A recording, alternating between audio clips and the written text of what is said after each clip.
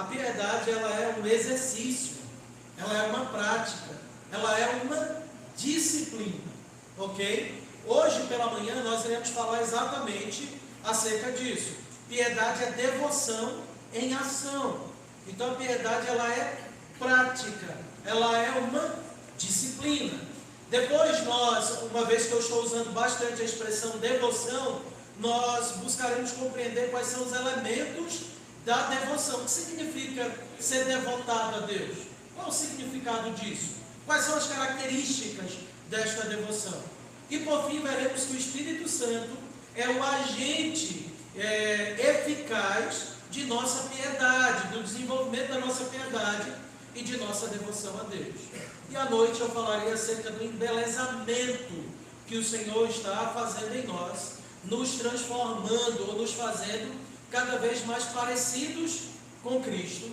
E aí veremos que o nosso Deus usa os meios de graça, que são exatamente aqueles meios que o Senhor nos deu, para que a graça de Cristo que nos alcançou, graça essa da qual nós somos objetos, essa graça então, ela é fortalecida em nós, ela se desenvolve em nós, através destes meios de graça, que falarei acerca do uso deles e de seus efeitos, obviamente, em nossa vida, nos transformando ou nos embelezando conforme a imagem de Cristo na parte da noite, tá bom? Pela manhã falaremos da piedade como uma devoção em ação. Como já comecei dizendo, e o próprio texto é claro, veja, o apóstolo Paulo fala, exercita-te na piedade. Então, é clássico isso, todo mundo que expõe esse texto vai fazer o paralelo que o próprio texto propõe. O apóstolo Paulo gostava de usar essas figuras de linguagem que remetia, por exemplo, a algo que era muito comum em sua época. Então ele usa a linguagem do lavrador, ele usa a linguagem do soldado, mas ele também usa a linguagem do atleta, para, de certo modo, representar, simbolizar, apontar para aspectos da vida cristã. E é o que o apóstolo Paulo está fazendo aqui. Ele diz, olha, exercita-te na piedade, e ele faz uma comparação. Pois o exercício físico para pouco é proveitoso. Eu sei, a minha tendência particular é imaginar que de fato não tem proveito algum. Entretanto, não é isso que o apóstolo está dizendo. Ele está falando que o exercício físico ele é proveitoso, mas não há comparação com o exercício da piedade. Por uma razão simples, o exercício da piedade tem a promessa da vida que é e daquela que há de ser. Os efeitos ou os frutos da piedade são frutos eternos, são frutos para a eternidade. Por isso não há comparação. Mas o elemento que ele usa aqui, a palavra que ele usa, é interessante, porque ele fala do exercício. Imagine um atleta. Um atleta jamais irá alcançar o seu objetivo, a menos que ele seja focado, que ele seja disciplinado no exercício da atividade a qual ele se propõe a desempenhar. Ok? Há uma atividade que eu acho interessante, né, e ao mesmo tempo um pouco triste quando o atleta não alcança a sua finalidade, exatamente porque eu penso nesse texto. É o salto com vara. Você já parou para pensar que uma pessoa leva a vida praticamente inteira, de 4 em 4 anos, treinando, especialmente para ter um acesso a participar das Olimpíadas, e lá nas Olimpíadas é o salto da vida dessa pessoa.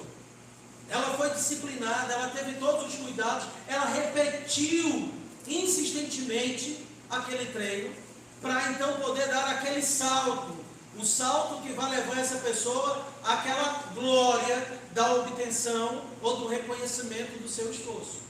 Mas se essa pessoa ela não alcança esse fim, então para nada ali serviu no que diz respeito ao seu propósito. Mas veja, a pessoa passou a vida inteira para aquilo. Você já imaginou passar a sua vida inteira para dar um salto com vara? Ou para praticar qualquer outro esporte, uma corrida que seja, ou qualquer outro esporte de qualquer outra natureza? Então imagine o foco, o exercício, o treino, a atenção, a disposição, a disciplina. Imagine os tudo que foi necessário ser deixado para trás. Quando o apóstolo Paulo ele nos lembra do exercício da piedade, havia obviamente ali os primórdios, digamos assim, do que hoje nós chamamos de Olimpíadas. Não na configuração atual, obviamente, mas intimamente aqueles atletas que corriam para alcançar o seu prêmio. Eles deveriam treinar muito, eles treinavam muito. Mas o apóstolo Paulo diz: a piedade é muito melhor, muito mais importante e muito superior do que qualquer prêmio que esses esportes ou essas atividades físicas promovem. Mas ela requer também disciplina, ela quer exercício. Você não pode imaginar que você será piedoso como num passe de mágica. Isso não vai acontecer, ok? Isso é interessante porque muitas pessoas confundem a doutrina da graça com uma doutrina da inatividade. Eu fui alcançado por graça, a minha salvação é por graça, eu não preciso fazer nada para ser salvo porque tudo já foi feito. Então não importa muito a maneira como eu vivo. Bem, isso não é verdade. Algumas seitas surgiram por causa disso. Havia alguns que, por exemplo, acreditavam que poderiam se entregar até práticas pecaminosas para que a graça de Deus ficasse mais relevo na salvação destas pessoas. Você deve se lembrar que este era um problema, por exemplo, da igreja de Tiatira. E, obviamente, é um erro crasso.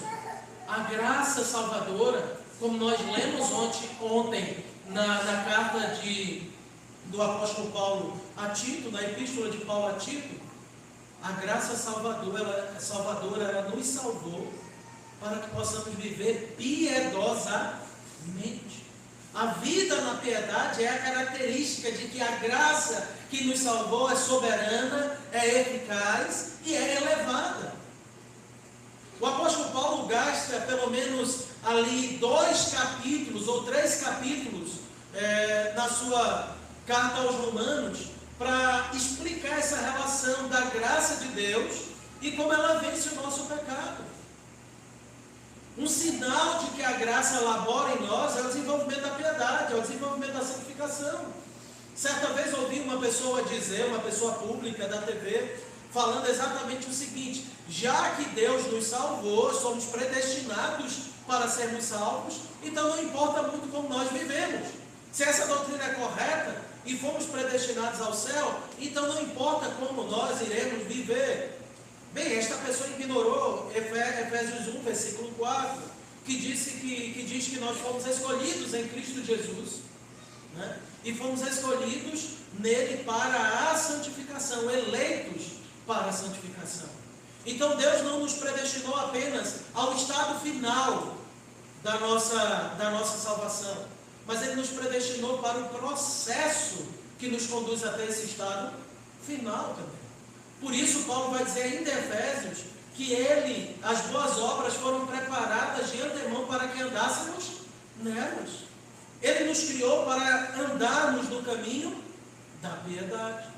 Assim, uma característica de alguém que foi eleito de fato é o exercício da piedade.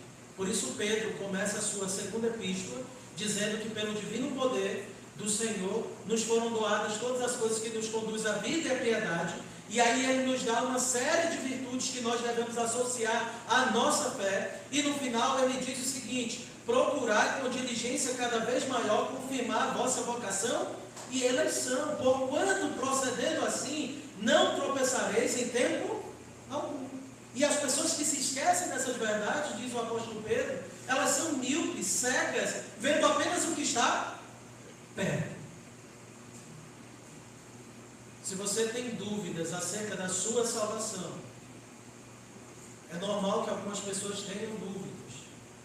Ter dúvida da salvação não significa que eleitos perdem a salvação. Significa que em algum momento nós nos perguntamos: é assim que um eleito vive? É como eu vivo? A graça que me alcançou, ela opera apenas isto em mim? E aí nós sabemos que não, essa graça ela é soberana. A boa obra que o Senhor começou em nós, diz o apóstolo Paulo, Ele há de completá-la até o dia final. E aí então, quando eu faço esse tipo de indagação, eu preciso me perguntar: quais são as características de uma pessoa eleita? E uma dessas características é a vida de piedade. Graças a Deus, isso não significa que a nossa salvação é por nossas obras, senão nós enlouqueceríamos. Mas significa que aquilo que Cristo começou em nós está sendo desenvolvido em nós. Nós estamos num processo, e nesse processo nós devemos de fato deixar as coisas antigas para trás. Precisamos mortificar o velho homem e precisamos prosseguir para o nosso alvo. E a nossa oração a Deus é para que Ele nos dê graça, para que venhamos enxergar que estamos progredindo, que essa graça continua laborando em nós, que nós temos sido modelados a partir dela, e de que os sinais vitais da nossa nova vida são percebidos, que a piedade, ela está sendo desenvolvida, ok? Então isso é importante. A piedade, ela é nada mais, nada menos do que devoção e ação. A piedade, ela é um exercício, e eu tenho que procurar exercitá-la. Esse é o ponto. A mesma escritura que fala que nós fomos salvos por graça, e por graça somente, também nos fala que nós devemos desenvolver a nossa salvação. Devemos confirmar a nossa vocação e eleição. Devemos crescer na graça. Devemos andar em Cristo. Devemos viver de maneira piedosa. É a mesma palavra que diz que a piedade é um exercício. E como nós vimos ontem, essa piedade, ela brota do quê? Da nossa união com Cristo. Então isso nos livra de qualquer tipo de moralismo e de legalismo. Quem está unido a Cristo vai desenvolver. Vai ter momentos que vai estar mais fraco, vai ter momentos que vai estar caminhando melhor. Obviamente a santificação, ela não tem ponto neutro, ela não fica estagnada. Quando nós falamos de santificação, ou a gente está indo para frente ou a gente está regredindo. Não existe pausa. Ou é desenvolvimento, ou certamente é uma espécie de involução.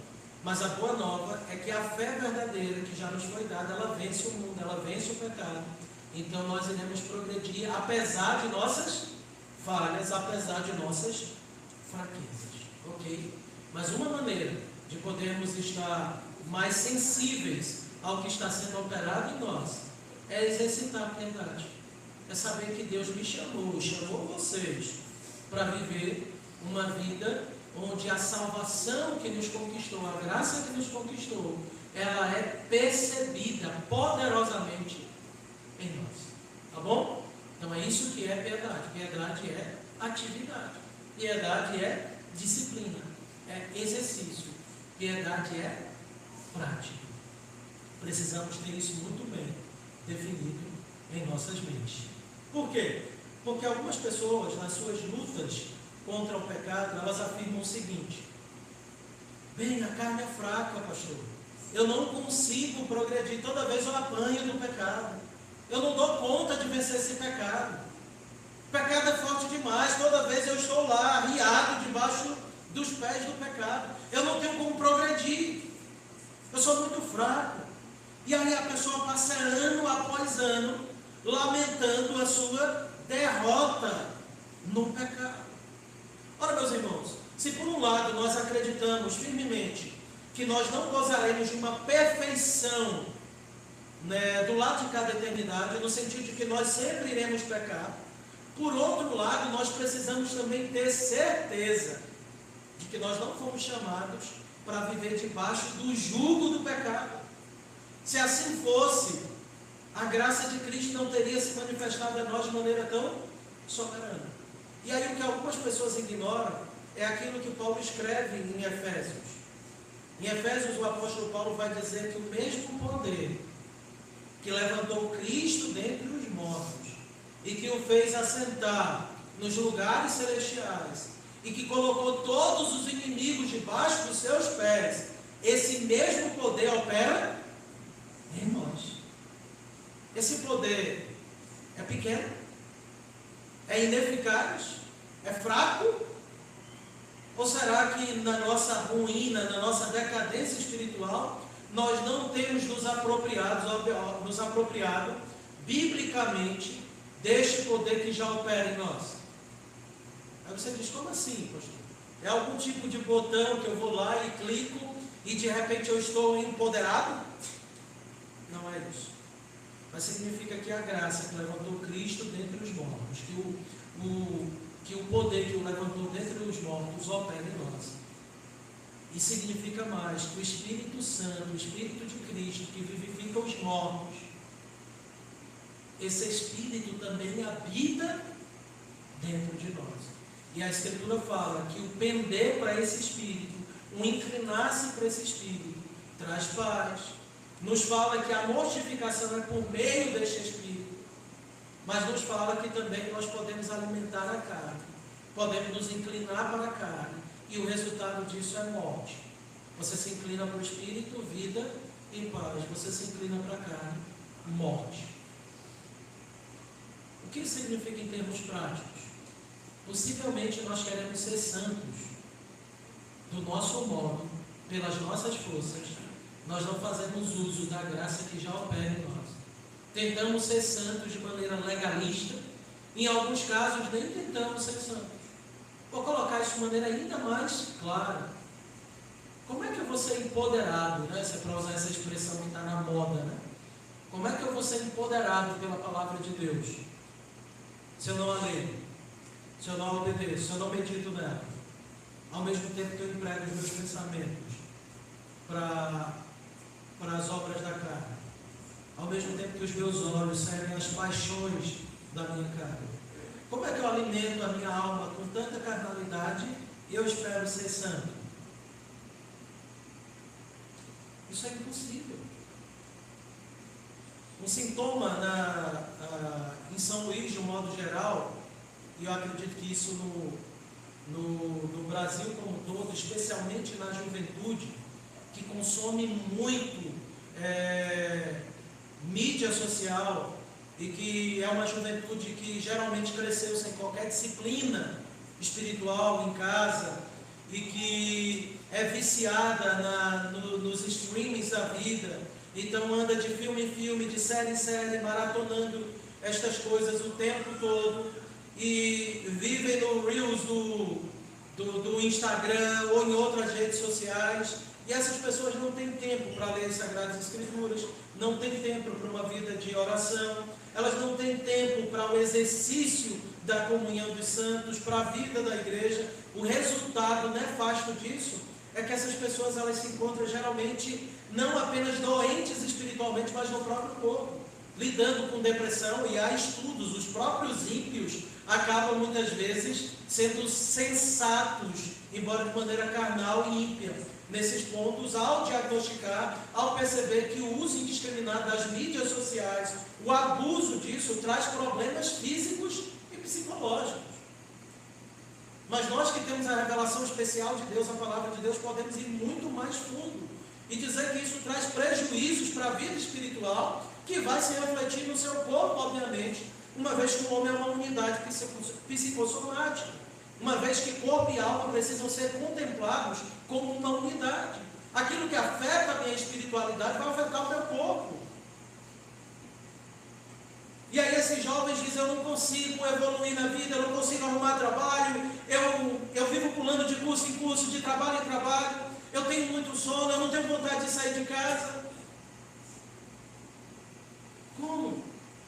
Poderia ser diferente se a sua vontade ela não tem sido exercitada na piedade, se o seu intelecto não tem sido exercitado na piedade, se tuas afeições não têm sido exercitadas na piedade.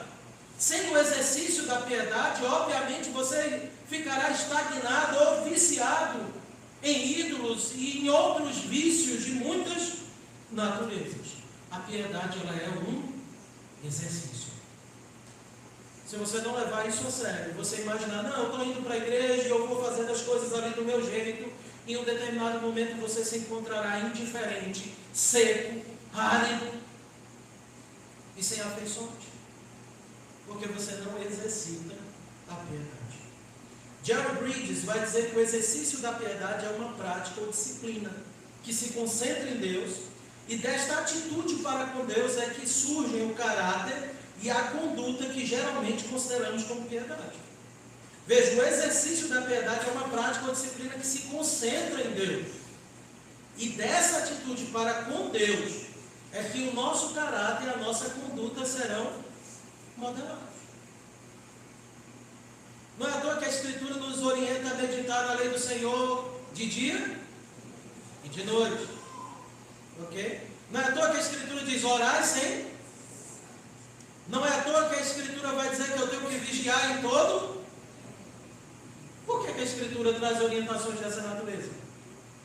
O Espírito milita contra a carne milita contra o Espírito, porque são opostos entre si, para que porventura não façais o que seja do vosso querer. Gálatas 5,17. Por que a Escritura fala isso? Porque eu estou alimentando a boa obra que foi iniciada em mim. Eu estou alimentando o velho homem. Não tem neutralidade, não tem ponto de intervalo. É por isso que John Owen disse, olha, ou mate continuamente o pecado, ou o pecado matará continuamente você. É importante essa expressão continuamente. Geralmente a gente estuda só uma das citações que Owen faz, que é o mate o pecado, ou o pecado te matará. Mas o continuamente é importante, porque lá em Romanos 8,13 é isso que o apóstolo Paulo fala. Se eu viver segundo a carne, eu caminho para a morte. Se pelo Espírito eu mortifico os feitos do corpo, certamente eu viverei. Ou mato continuamente, é um exercício contínuo. Eu não posso parar. Como Charles Spurgeon já dizia, eu só posso levantar a bandeira de paz para o pecado, se o pecado levantar a bandeira de paz para mim. Quando é que o pecado fará isso? Você dorme e o pecado continua labutando na tua alma. Você para, mas o pecado não. A piedade é um exercício.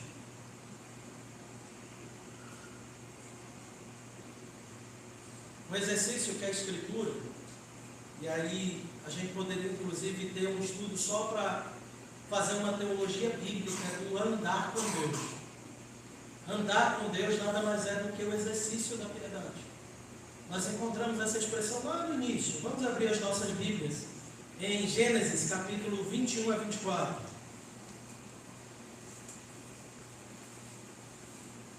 Gênesis capítulo 5.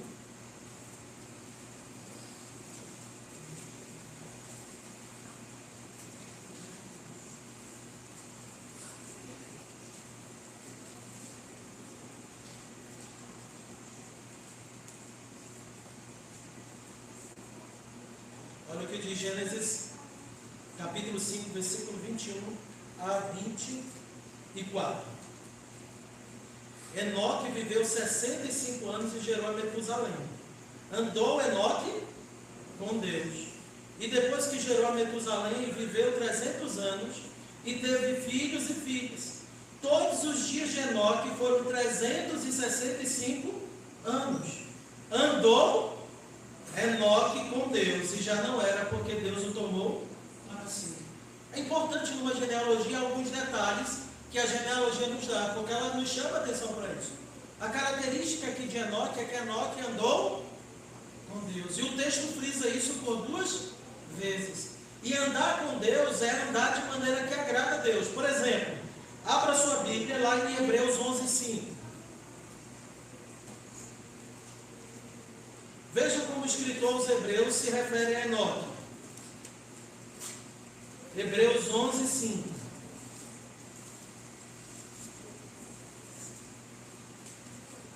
Diz assim, Hebreus 11:5. Pela fé, Enoque foi trasladado para não ver a morte. Não foi achado, porque Deus o trasladara. Pois antes da sua trasladação, obteve o testemunho de haver agradado a Deus. A piedade é o meio de agradarmos ao Senhor. Enoque, o texto de Gênesis diz que ele só andou com Deus. Hebreus nos diz que ele agradou a Deus. Então, aqui, juntando Gênesis e Hebreus, nós temos 2 pistas sobre o caráter do servo piedoso, o caráter piedoso do servo de Deus. E que caráter é esse? Ele anda com Deus e ele o agrada. Você vai ver que esse é o padrão na Escritura. Deus chama o seu povo né? E ele chama o seu povo para andar na sua presença. Nós vimos isso inclusive no Salmo 116, onde a característica do piedoso ali é aquele que anda na presença do Senhor na terra dos viventes. No Novo Testamento, a mesma mentalidade ela é trabalhada agora de maneira ainda mais, digamos assim, clara. Por exemplo, 1 João 2,6 vai dizer que aquele que diz que permanece em Cristo, esse deve andar como ele andou. Se Enoque foi piedoso, Cristo Jesus foi muito mais. E ele é o mistério da piedade. Ele fez o que nós não tínhamos condições de fazer. A maneira como ele andou é a maneira como nós deveríamos andar. Mas como nós sabemos, a obediência ativa e passiva de Cristo, a obediência passiva de Cristo, ele sofreu tudo que nós deveríamos sofrer. Obediência ativa, ele obedeceu tudo que nós deveríamos obedecer. E por que ele obedeceu tudo que nós deveríamos obedecer? Em primeiro lugar, porque não tínhamos condições de obedecer. Em segundo lugar, para que por meio dele nós pudéssemos obedecer. Ele trilhou, ele preparou as boas obras, no sentido de que tudo ele foi obediente, porque nós não éramos e nós jamais seríamos, mas ele foi porque não éramos, mas também foi para sermos. Porque a graça dele nos conduz a isso, a caminhar como ele andou. Ele andou na presença de Deus. E olhe para Cristo Jesus, veja tudo aquilo que a gente vai falar sobre hábito piedoso, Cristo tinha por excelência. Quem citava a palavra de Deus e meditava nela mais do que Cristo? Quem foi o homem de oração mais do que Cristo?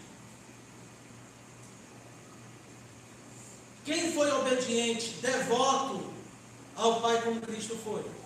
Certamente ninguém. Então devemos andar como Ele andou. A Escritura ainda vai dizer no Novo Testamento que nós devemos andar no Espírito, isso é, andar na presença de Deus. Gálatas 5, versículo 16 e 25 vai dizer isso. Colossenses 2,6 diz que a gente tem que andar em Cristo. Efésios capítulo 4, depois que Paulo em Efésios nos dá uma aula de teologia, ele vai para o aspecto prático. E ele, como é que ele vai nos orientar o aspecto prático? Ele nos orienta a andar, ele usa o verbo andar para descrever como deve ser a nossa vida cristã. Em Efésios 4:1 ele diz que a gente tem que andar de modo digno da nossa vocação. Em Efésios 4:17 ele diz que nós não devemos andar como os gentios. Efésios 5, versículo 1 a 2 diz que nós devemos andar como Cristo andou. Efésios 5:8 diz que nós devemos andar como filhos da luz. Efésios 5:15 diz que nós devemos andar como sábios. Tudo isto é uma descrição de como andar na presença do Senhor. E tudo isso mostra que a piedade, ela é prática. Que a piedade é devoção em ação. Não é um mero sentimento ou comportamento passivo, mas é algo ativo e que está em constante movimento. É andar como o Senhor, é andar como Cristo andou. Tendo isso em mente, nós podemos entender melhor esse caráter ativo, né, da piedade no conceito de devoção nos dado aí por William Law, que ele vai dizer o seguinte: devoção significa uma vida dada ou devotada a Deus. Portanto, o devoto, piedoso, é um homem que já não vive para a sua própria vontade, ou para o caminho e espírito do mundo, mas para a exclusiva vontade de Deus, que considera Deus em tudo, que serve a Deus em tudo, que faz todas as partes de sua vida comum, partes da devoção, partes da piedade. Tudo realizado em nome de Deus e sob as normas tais que se conformam à sua glória. Isso é devoção. Quando nós chamamos piedade de devoção em ação, nós estamos falando exatamente isso. A nossa vida agora, ela é dirigida de acordo com a vontade do Senhor. Nós andamos na presença dele o tempo todo. Andar na presença dele é o agradar da maneira como nós andamos. É viver de acordo com a nossa vocação, com o nosso chamado. É viver como Enoque viveu. É viver como Cristo viveu. É viver como nós devemos viver. Isso é piedade. Para muitas pessoas, piedade é simplesmente entrar no quarto e orar. Isso é um exercício da piedade, mas piedade não é só isso. Piedade abrange a vida como um todo. Você pode ter até hábitos devocionais e viver de maneira extremamente orgulhosa e pecaminosa. Então, piedade precisa ser entendido como uma ação, como uma devoção e ação, que abrange a nossa vida como um todo. A piedade é uma atitude intensa, progressiva e ativa, e devota-se a Deus, e como resultado leva uma vida agradável a Deus. Por isso, a nossa definição ontem de piedade. O que é piedade? É um sentimento sincero, que ama a Deus como Pai, o reverencia como Senhor, se apropria de sua justiça e teme mais ofendê-lo do que enfrentar a própria morte. Isso é piedade. Piedade é devoção em ação. Antes de irmos para os elementos dessa devoção em ação, as características dela, eu abro espaço para alguma pergunta, alguma dúvida, algum questionamento. Vocês estão conseguindo me entender? Estão conseguindo comunicar bem? Se não, é só pedir, pastor, me explica tal coisa que a gente vai tentar explicar. Senão, nós estamos aqui sorteados, recheados de pastores. Né? Alguma coisa? Diga, você.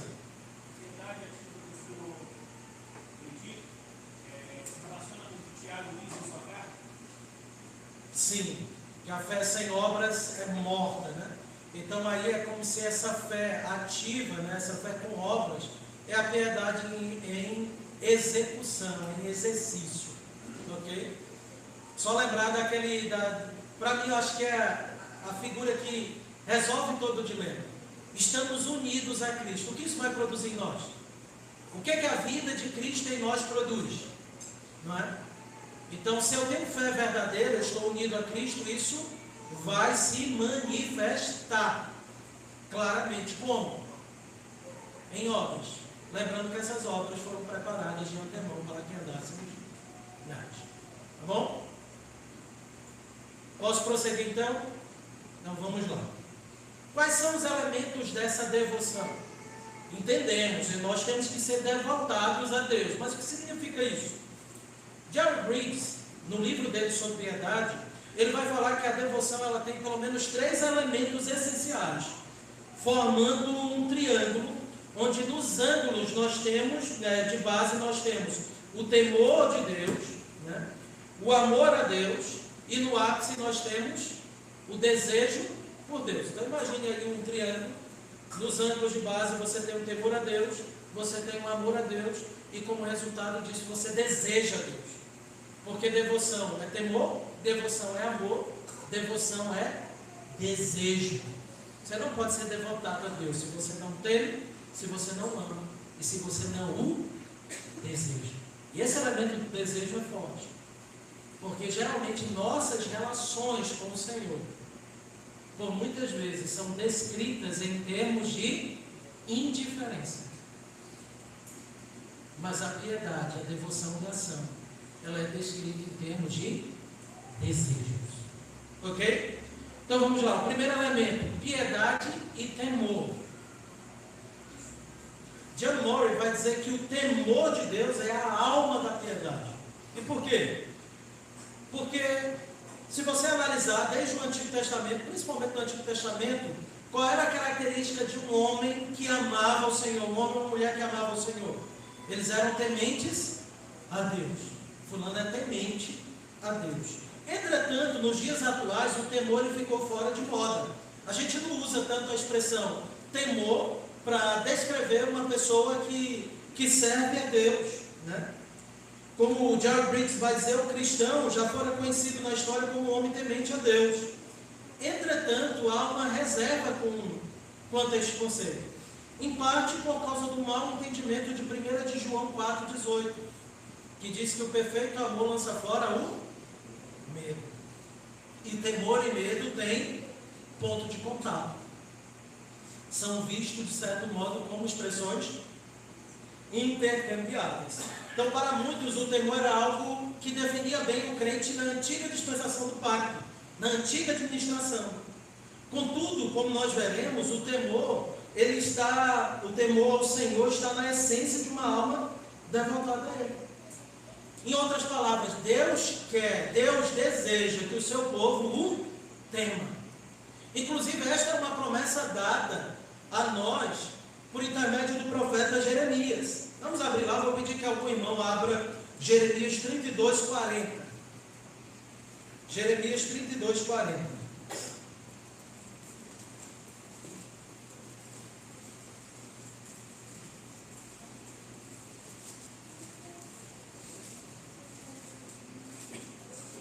Quem encontrou pode ler audivelmente. Farei com eles aliança eterna, segundo a qual não deixarei de lhes fazer o bem. Porei o meu temor no seu coração, para que nunca se apartem de mim. Veja, a promessa do Senhor para a nova administração do pacto era que Ele colocaria em nós o quê? Um temor por Ele.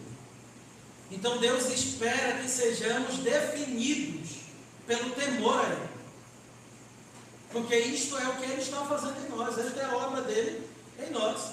De tal maneira que se você abrir, por exemplo, Atos, capítulo 9 e 31, como é que a igreja era descrita lá em Atos 9 e 31? Vamos ler todos juntos? Atos 9 e 31.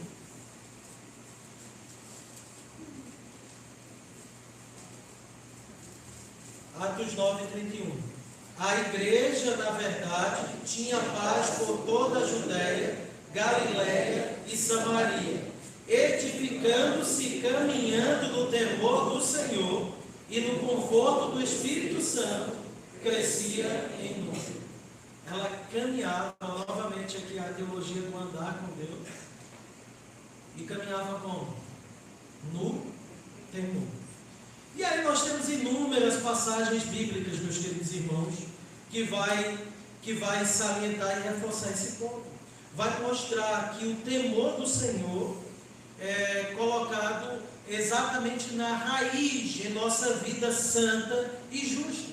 2 Coríntios 7:1 vai nos mostrar isso. Para vivermos de maneira santa, precisamos temê-lo. Efésios 5:21, Colossenses 3:22, 1 de Pedro 1:17. O fato é que a Escritura, o nosso Deus exige que o temamos. Não é inclusive este o propósito de Provérbios? O que é que está no princípio da sabedoria? É o temor ao Senhor. Ok? É o temor ao Senhor. Paulo e Pedro, por exemplo, apresentaram esse temor do Senhor como a razão para viver uma vida santa e justa. E a Bíblia ainda apresenta o temor como tendo suas características, né? Qual é a característica do temor? O temor tem um elemento do medo ansioso, veneração, reverência ou respeito. Isso é interessante porque muitas pessoas só confundem temor com medo. E você já deve talvez ter ouvido muitas pessoas, além de dar essa ênfase, ou tentar tirar essa ênfase do temor, dizendo, não, temor não tem medo. Então você tira o elemento do medo do temor, ok? Entretanto, esse primeiro elemento, ele foi colocado pelo próprio Deus, porque está relacionado com o reconhecimento do juízo iminente de Deus, como por exemplo o caso em que Adão pecou, e ele tentou se esconder da presença de Deus, ou como lá Romanos vai descrever os ímpios são descritos lá em Romanos 3,18 como não tendo temor a Deus. Quem não tem temor de Deus, quem não teme Deus nesse sentido de ter medo da ação de Deus, são os ímpios. O cristão foi liberto da ira de Deus, e nesse sentido é que 1 de João 4,18 diz que o amor lança fora o medo. Nós não temos mais medo de Deus nos destruir, nós não temos mais medo da ira cabal e definitiva dele sobre nós. Então esse elemento do medo, esse aspecto do medo, ele foi embora. Mas ainda tem um aspecto do medo que faz sentido nós preservar, de certo modo. Nós ainda temos que temer a mão pesada de Deus. A mão pesada de Deus dói. Nós temos que temer a disciplina de Deus. A disciplina de Deus dói. E a Escritura não diz que não dói. Ela diz que é boa, mas ela não diz que não dói. Ela dói. Essa disciplina pode vir de várias formas. Sofrimentos diversos. E isso para que aprendamos que o medo aqui ele tem uma finalidade pedagógica. Entretanto, eu não posso imaginar temor apenas como esse tipo de medo. O medo de que Deus pode pesar a mão sobre mim. Ou o medo que a criança tem do pai chegar em casa e disciplinar. Ou da mãe disciplinar. Esse medo ele é saudável. Desse lado de cada eternidade é necessário e muito bom preservá-lo. Mas eu não posso reduzir temor apenas a este medo. Por isso, o principal significado de temor de Deus para o cristão é o de veneração, é o de reverência e é o de respeito. Então você teme a disciplina? Teme, mas você não teme apenas pelo medo da vara dos lombos. Você teme porque você está ofendendo um Deus tão bom com você. Porque você está ofendendo o seu Pai, que não apenas tem te amado, mas tem provido tudo que você precisa. Então esse medo não é um medo de punição apenas, é o medo de ofender. É o temor que leva você a reverenciar e pensar, eu não posso fazer isso com quem tanto tem me amado, com quem tanto tem cuidado de mim. Mas tem as duas coisas. Mas aí alguns ainda vão dizer, não tem. Isso acaba produzindo uma espécie de cristão não destemido, mas irresponsável. Eu não sei se foi R.C. Sproul ou se foi o pastor John MacArthur que contou a história de que ele estava numa mesma conferência pregando com um certo popstar do movimento carismático. E esse cara ele começou a falar que um dia estava em casa fazendo a barba e Jesus apareceu para ele ao lado. E ele continuou fazendo a barba, conversando com Cristo. A ideia era mostrar o quê? Intimidade. Veja, Jesus veio num momento tão comum e ordinário, e eles ficaram ali conversando. Bem, quando o Senhor se manifestou aos servos dele, tanto na antiga dispensação do Pai, quanto na nova, o comportamento foi muito diferente. Não é verdade? Lá em João 1,17, quando os seres angelicais, por exemplo, os seres angelicais aparecem a João, o que João faz? Ele cai como morto. Ao contemplar o Senhor, ele cai como morto também. Isaías 6, quando vê uma manifestação da glória de Cristo, Isaías 6 está vendo quem? Uma cristofania, uma aparição de Jesus. Jesus depois vai dizer que Isaías o viu. Então quem é o rei para o qual Isaías olha? É Jesus. E o que Isaías faz? Ai de mim, eu estou perdido, porque sou homem de lábios impuros e habito no meio de um povo de impuros lábios. Isso é temor, irmãos. Tem reverência? Tem. Tem solenidade? Tem. Mas tem um medo? Não tem. Pode estar desequilibrado, às vezes afetado pelo pecado, mas o temor tem esses dois elementos. Isso é importante, porque vivemos em uma época que o cristão ele quer servir ao Senhor sem reverência. Se nós abríssemos lá, por exemplo, o capítulo 10 e o capítulo 12 de Hebreus, vai dizer, o Senhor vai dizer que Ele quer que o sirvamos com reverência e com temor. E o episódio descrito para a gente é no episódio de culto, fazendo menção à antiga aliança e mostrando a glória do culto da nova aliança. Se o povo diante do monte temeu, muito mais agora na realidade do novo pacto. Entretanto, a falta de temor tem caracterizado a vida de muitos cristãos da atualidade, ao ponto de que conseguem estar no culto de modo irreverente.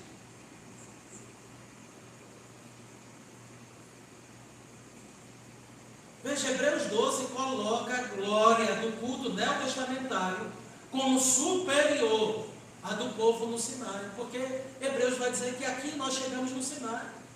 Logo mais à noite, céus e terra estarão interconectados. A glória que nós experimentamos no culto público, ela é incomparável, ela é insondável aos nossos olhos. Se fôssemos tementes a Deus, nós nos prepararíamos para isso. O nosso coração se concentraria no Senhor. Aí tem um momento que é o momento da pregação, que nós chamamos de voz dele, da voz do Senhor. E quando a palavra de Deus está sendo pregada, é muito comum a gente fazer o quê? A gente se levanta, a gente vive de qualquer maneira. Algumas pessoas têm necessidade de ir ao banheiro realmente, uma necessidade fisiológica, mas outras pessoas é falta de preparo. Aí chega a noite, olha, e cai no sono profundo, porque não se preparou. Eu estou com muito sono, porque não dormiu.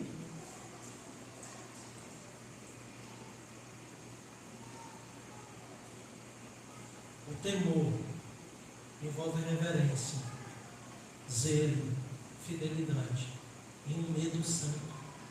Não é um medo irracional, é um medo santo, que ama o Senhor, que teme a mão do Senhor, mas que teme muito mais pecar contra ele, desagradar. Veja, por isso que temor está é uma das características da devoção a Deus. E a piedade não implica nisso. O reverencia como o Senhor. O homem piedoso, ele faz isso. Ele reverencia a Deus como Senhor. Ok? Não é à toa então que John Moran disse que o temor é a alma da piedade. Não existe nada mais perigoso do que se aproximar de Deus sem temor. Hebreus 10, 29 vai nos mostrar isso. Deus não é fogo consumidor. Hebreus 12, 28 a 29 vai nos mostrar isso. Deus quer ser servido com reverência e temor. Esse é o tipo de aproximação que Ele requer do seu povo. Que nos aproximemos dEle com esse temor. Inclusive esse será o canto dos gemidos no céu, lá em Apocalipse 15, versículo 3 a 4. Vamos abrir esse texto, Apocalipse 15, de 3 a 4? Para essa passagem eu vou ajudar vocês. Apocalipse é o último livro. Essa é a parte que vocês sorriem, tá bom? Capítulo 15, versículo 3 a 4. Olha o que diz a canção. E entoavam o cântico de Moisés, servo de Deus, o cântico do Cordeiro, dizendo: grandes e admiráveis são as tuas obras, Senhor Deus Todo-Poderoso. Justos e verdadeiros são os teus caminhos, ó Rei das nações. Quem não temerá? Quem não glorificará o teu nome, ó Senhor? Pois só tu és santo.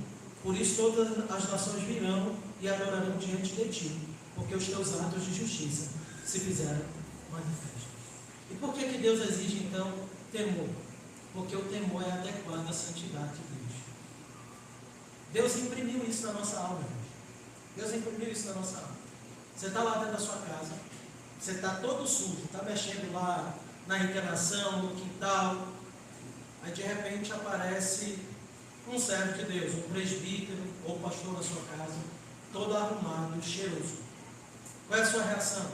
Pastor, espera, eu preciso aqui lavar as mãos, eu vou aqui trocar de roupa. Não é porque está idolatrando o pastor ou o presbítero. Deus nos colocou dentro dessa estrutura. Toda vez que nós estamos diante daquilo que reflete algo limpo, que reflete algum tipo de pureza, reflete algum tipo de ordem, algum tipo de organização, isso naturalmente mexe conosco. Toda dona de casa não gosta que ninguém chegue em casa e a casa está desarrumada. Isso não é apenas uma questão de vaidade, isso faz parte da estrutura. Deus nos criou para limpeza, Deus nos criou para organização, porque Deus é limpo e Deus é organizado. Olhe para a criação. A criação não mostra uma organização em Deus? Absolutamente. E a pureza? Quem foi que criou o urubu? Foi Deus. Deus é clean nesse aspecto. E é por isso que ele descreve então o nosso pecado como impureza. E aqui sim, uma impureza muito mais profunda, uma impureza espiritual, uma impureza que só pode ser removida pelo sangue puro do Senhor Jesus Cristo. E o temor é exatamente esse atributo que Ele nos qualificou, essa faculdade que Ele nos deu, para nos incomodarmos quando nós percebemos a nossa distância para a sua santidade. E uma vez que sempre Ele estará nesse aspecto atributivo, distante de nós, Ele sempre será infinitamente santo. Qual é a nossa posição então? De temor. Olhe para os serafins lá em Isaías. Eles não tinham pecado, mas ainda assim com duas asas eles faziam o quê? Eles cobriam o rosto, porque a santidade de Deus impõe isso naturalmente, um temor. Se eu sei que o Deus com que eu me relaciono é santo, então eu vou temer. Eu não irei temê-lo se a santidade dele não importar para mim. E é por isso que lá no céu, o que é que eles estão cantando? Por que é que eles dizem? Quem não te temerá? Porque antes o cântico disse que Ele é todo poderoso, Ele é santo, Ele é justo. E naquele dia os nossos olhos serão abertos totalmente para isso. E o nosso comportamento será parecido com o dos serafins, com uma diferença: nós conseguiremos olhar para o Cordeiro, porque o sangue do Cordeiro cobre o nosso olhar. Mas não existe nada mais perigoso do que se aproximar de Deus sem temor. Isso está na raiz de vidas viciadas em hábitos pecaminosos. Pessoas que conseguem se empanturrar de pornografia e cultuar sem peso de consciência. Pessoas que devotam-se a pecados diversos, mas não têm qualquer dor em relação a esses pecados. E pessoas que nem sabem que estão pecando porque não se interessam em conhecer o seu Deus. Não temem para saber o que pode ser ofensivo a Ele e para aprender dele a temer. O outro elemento da piedade é o amor. Interessante, temor e amor precisam andar juntos. Precisam andar juntos. Jerry Bridges vai dizer que só o cristão temente a Deus pode verdadeiramente prezar o amor divino. Imagine o tanto que Deus é santo. Já parou para pensar nisso? Ele é o Criador de tudo, Ele é glorioso, Ele é incomparável, e esse Deus santo amou você em Cristo Jesus. Você tem medo dele, mas Ele ama você.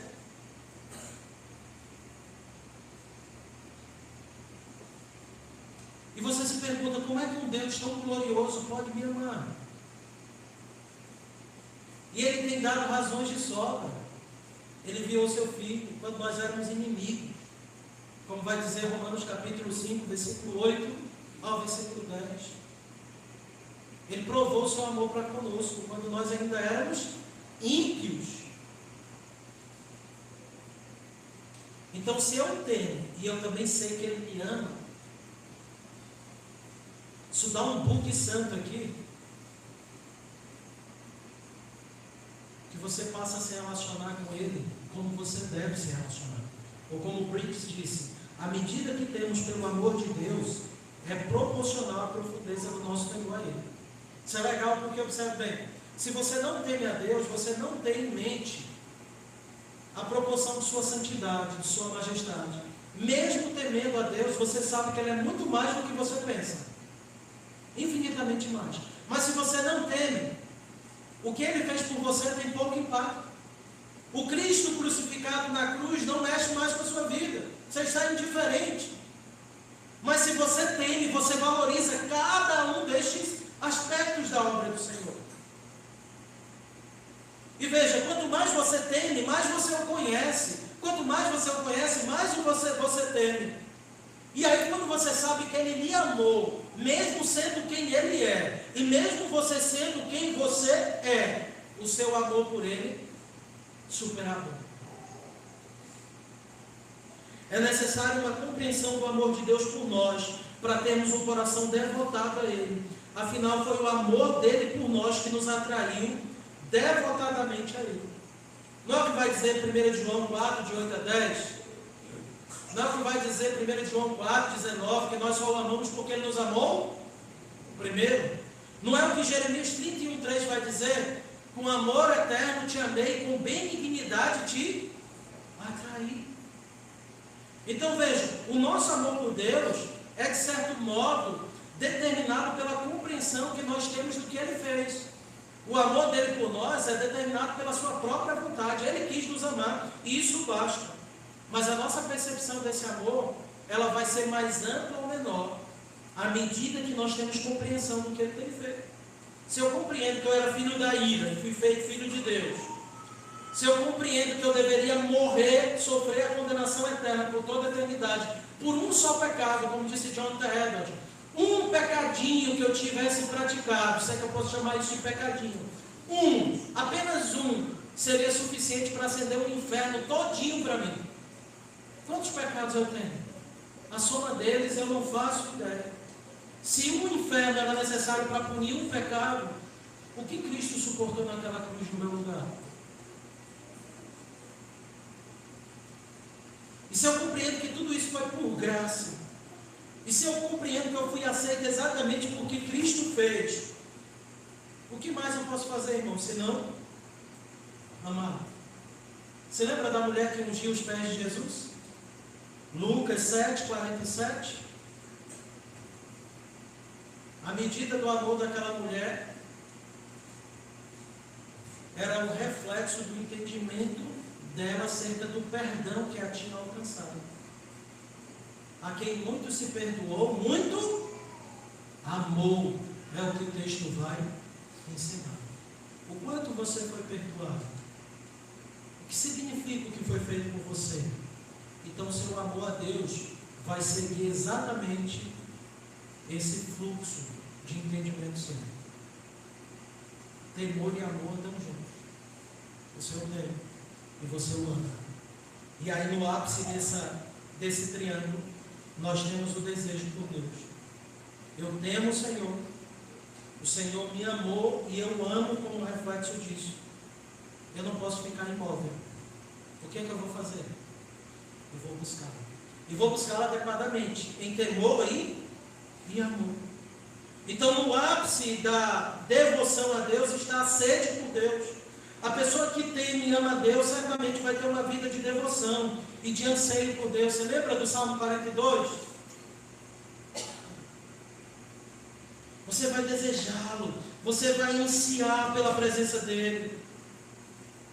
Você vai desejar isso em vários momentos do seu dia. Não é preciso que alguém fique cobrando de você. Faça a sua vida devocional, você deseja. Não é preciso que alguém diga, isso é pecado. Você vai odiar porque você anseia por Deus. Vamos abrir o Salmo 27, versículo 4. Quem encontrou, por favor, leia. Salmo 27, versículo 4.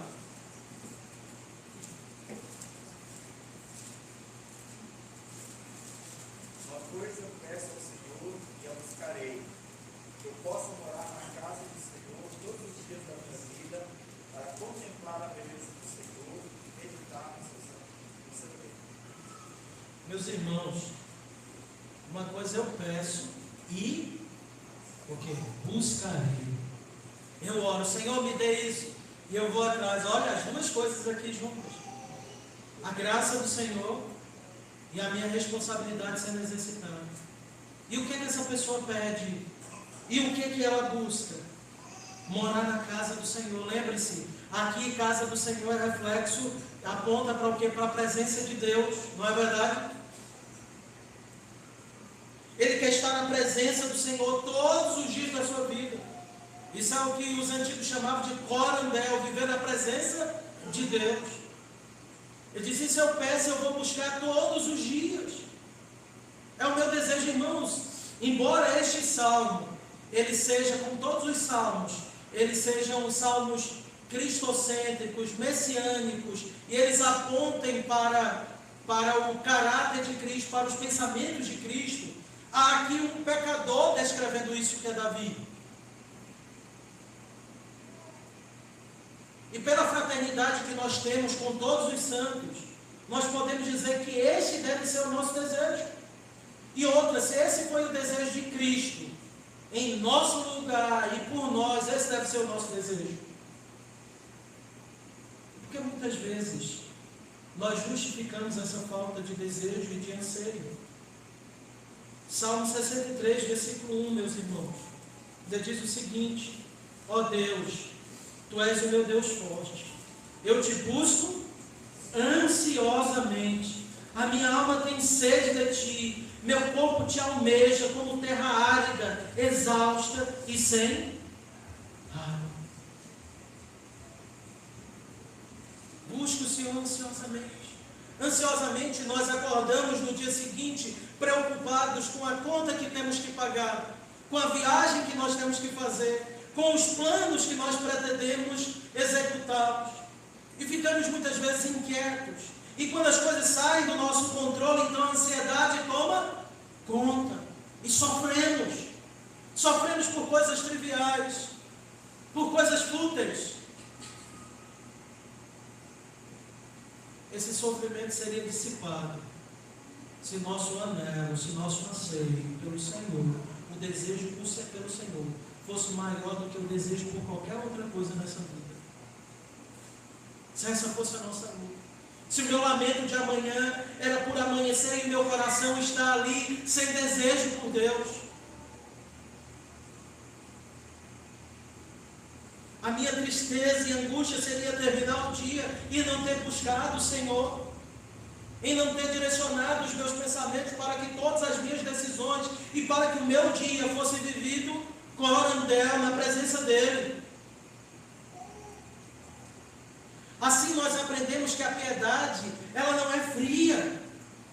A piedade mexe com as nossas afeições. Ela é fruto do conhecimento que nós temos de Deus, ela afeta a nossa intelecção, ela afeta a nossa vontade, ela é prática, ela é um exercício, e ela afeta as nossas afeições, é um desejo, é um anelo, é um anseio. Essas três faculdades são aquilo que nós chamamos de as três faculdades da alma. Se nós pudéssemos dividir o nosso coração, e o nosso coração não é dividido, ele é essas três coisas ao mesmo tempo. Mas isso descreve o nosso coração. Amar o Senhor de todo o nosso coração é exatamente isso.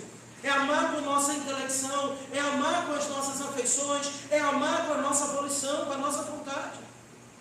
A piedade, ela não é fria, ela não é estagnada. A piedade, ela é, de fato, extremamente efusiva. Ela mexe com o nosso eu, com o nosso coração, completamente.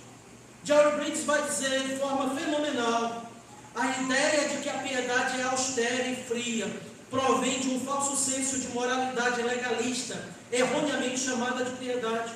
A pessoa que passa tempo com Deus irradia a glória divina de uma forma sempre calorosa, convidativa, nunca fria e distante. Se você anseia por Deus, isso vai modelar a maneira como você se relaciona com Ele. Uma vida devotada a Deus é caracterizada pelo temor, mas pelo temor que tem reverência, veneração e respeito. Um temor que ama a Deus, um temor que ama a Deus e que deseja Deus. O homem devoto está interessado em Deus, bem mais do que no que Deus pode oferecer. Isso é importante. Perceba que o seu desejo é por Deus, não é pelo que Ele pode dar, é pelo que Ele é. Lembra que essa foi a lição de Asaf? Ele olhou a prosperidade dos ímpios e olhou para ele. Ele ficou muito chateado. Salmo 73. Os ímpios prosperavam e ele passando sufoco. E aí os ímpios blasfemavam contra Deus e iam aparentemente de bem a melhor. Ele vivendo devotamente, só a perda. Aí ele disse que chegou no santuário de Deus, no culto. Aí ele entendeu que Deus estava colocando aqueles ímpios em lugares escorregadios. Mas a grande lição de Asaf, ele mesmo vai dizer que ele estava embrutecido, como irracional. Mas ele diz: olha, tu sempre estás comigo. Tu me guia pelas mãos e me recebe na glória. Aí olha o entendimento. O ápice de uma vida piedosa. A quem tenho eu no céu? E não há outro em quem eu lhe compraza na terra. A característica de uma vida devotada ao Senhor é o desejo pelo próprio Deus. É como Davi dizendo no Salmo 23: o Senhor é meu pastor, não me faltará. Não é, o Senhor é meu pastor e Ele vai me dar tudo o que eu preciso. Não, Ele não vai deixar faltar nada que seja essencial para a sua vida. Mas o foco não é esse. Ele é teu pastor, isso basta. Ele é teu tudo, isso basta. O seu desejo tem que ser um desejo por Ele, porque enquanto o meu desejo for por qualquer outra coisa no lugar de Deus, eu nunca estarei satisfeito. É por isso que Agostinho vai dizer: Senhor, tu nos fizeste para ti, a nossa alma está irrequieta enquanto não descansar em ti. Fomos feitos para gozar a Deus, para se alegrar em Deus, para se deleitar em Deus. E a nossa alma, o nosso coração continuará agitado enquanto nós não estivermos concentrados absolutamente em Deus. Aí você diz: pastor, mas como é que a gente coloca isso na prática, no nosso dia a dia? Nós temos os meios de graça, falaremos hoje à noite, mas gostaria de concluir falando como isso é operado em nós. Significa, meus irmãos, que desde o amanhecer até o anoitecer, a nossa vida continua sendo caracterizada por esses elementos. Eu temo a Deus, eu amo a Deus, eu desejo a Deus. O meu trabalho, eu vou ser o melhor trabalhador naquilo que eu faço, por temor a Deus, por amor a Deus, e porque eu desejo Deus. Eu vou ser o melhor pai de família, por temor a Deus, por amor a Deus, e porque eu desejo Deus. Eu serei o melhor esposo, por temor a Deus, por amor a Deus, porque eu desejo Deus. Minha família deseja Deus.